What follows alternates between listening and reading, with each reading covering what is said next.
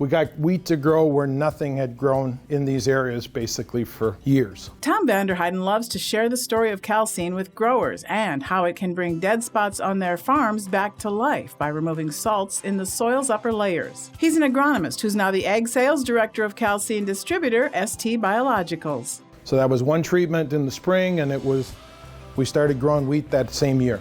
Salt pushes the other nutrients off of the soil colloids. That leaves the land unproductive and costs growers money.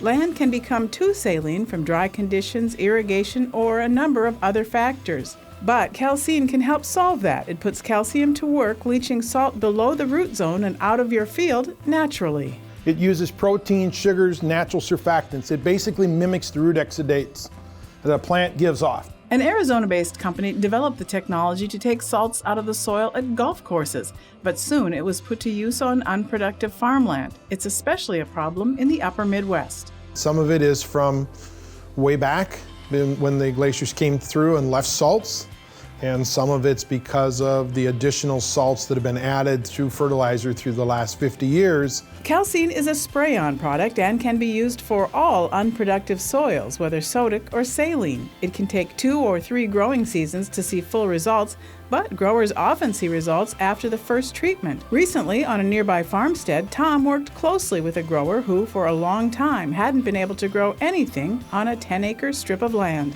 On that 10 acres, we got a little over 100 tons of beets off of those 10 acres. Not a full crop, but nothing had grown there for almost 20 years. Okay, so getting 10 tons of beets per acre gave them a nice payback. Costs for the Calcine treatment vary from about $80 to $125 an acre over a 3-year period.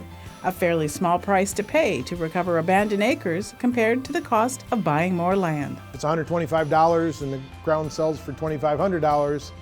If we can recover it, we get a 20-to-1 return on investment. And that doesn't take into account the value of the crops. Vanderheiden says another added benefit, improving soil health, will also bring down inputs like lower fertilizer costs. To reduce some of the inputs and be able to still get a high productive yield and get the return on investment back to the producer, because that's what's critically important. In Hillsboro, North Dakota, this is Rose Dunn for AgWeek.